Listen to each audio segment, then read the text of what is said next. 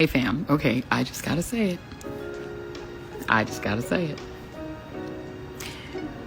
Given the just stratospheric entrance of Vice President Kamala Harris into the presidential campaign, and she has now secured enough delegates to become the nominee, you're gonna look real crazy being on the other side of that line, particularly as a person of color, but really as anyone who claims to have any connection to the culture. You're gonna look real weird and real lonely on that side. The door needs to close behind Amber. And she looked crazy over there. But shut the door behind her. You really are gonna look crazy being on that side, given the cultural phenomenon of Vice President Kamala Devi Harris.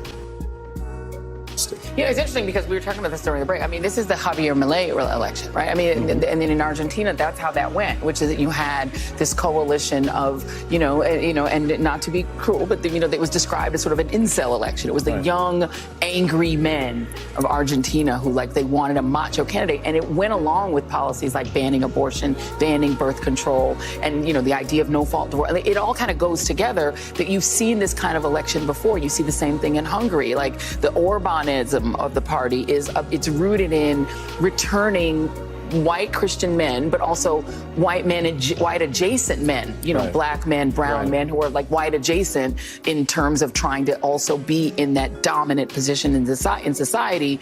And then you have women who are willing to go along with that, right? There are a certain number of women who are also willing, the trad wife sort of. I will say, a lot of black men sometimes feel like they're ignored or they're put down, particularly sometimes even by black women in the media. So this is not that. But I do hear Roland's point that felt ignored. But you feel ignored, and then you go over to the other side. The oppressed feel oppressed, so then you go and try to align with the oppressor. So I'm not putting black men down, but sometimes it's like, well, some of you Kevin Samuels following Tariq Nasheed quoting people, please look at the truth and see what's happening and get in line with some of the black women. Is majority, like he said, vote Democrat, but that margin of people who can be plucked away from your people and go advance policies that harm your people, I just don't understand that.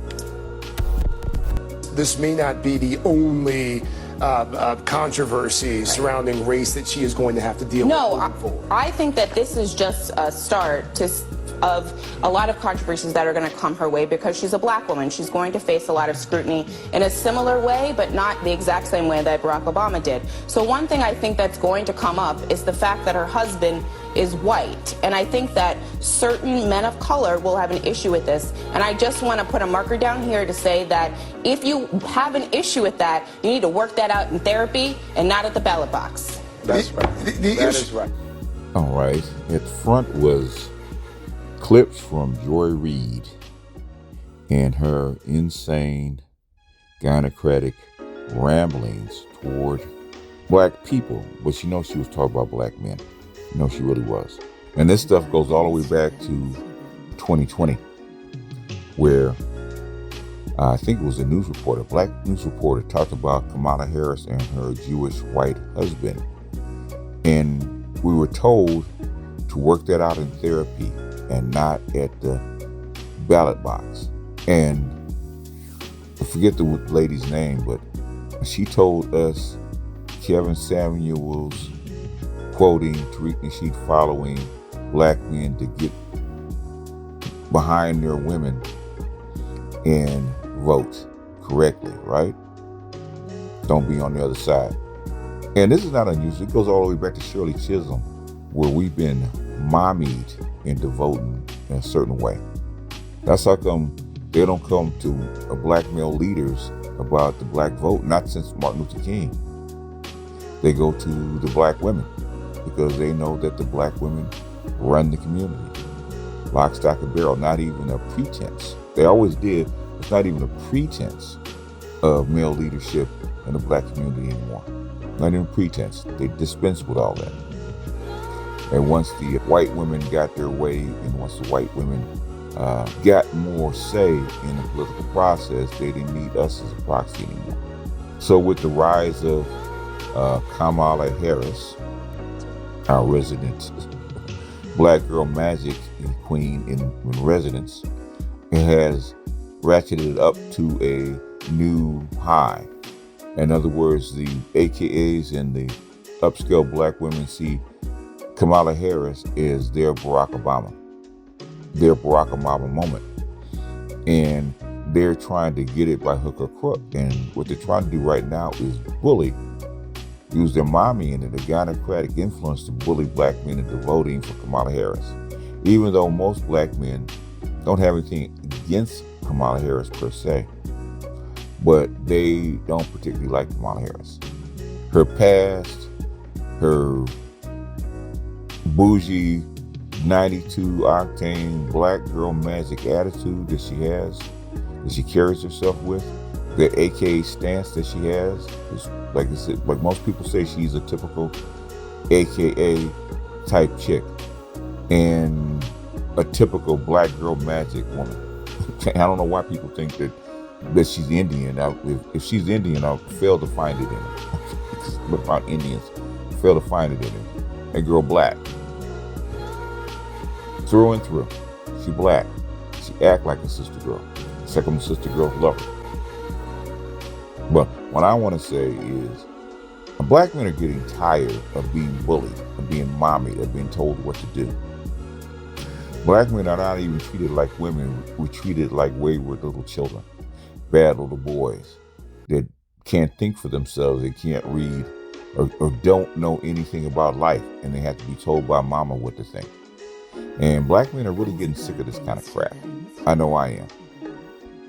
That's why I am playing Dear Mama in the background. If you are aware of Tupac's Dear Mama, talking about his mama was a black queen, okay, even though she was a crack queen. Basically, what we're trying to tell Dear Mama to do right now is go sit down. Let black men handle their business.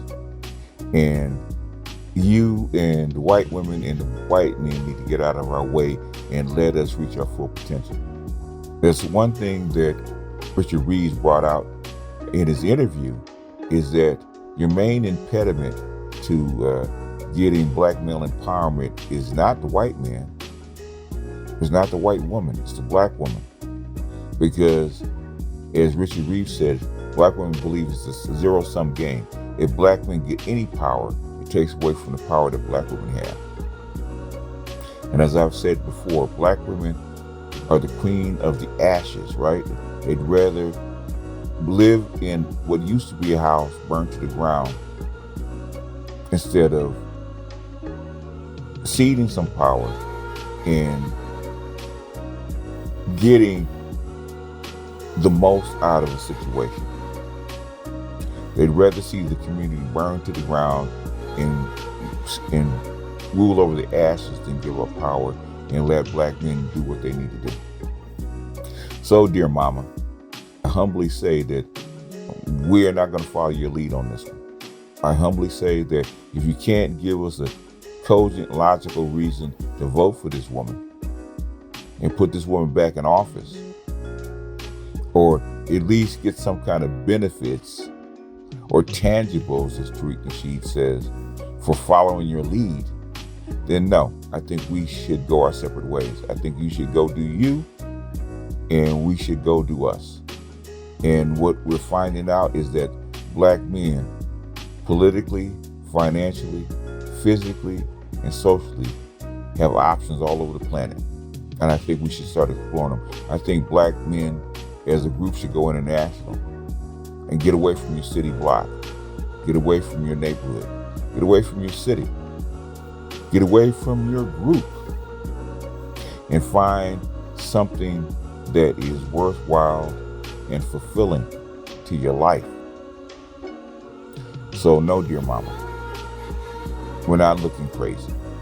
No, dear mama, we're not white adjacent, even though you sit up there on a panel interviewed by white women all the time working for a white news organization, and we're white adjacent.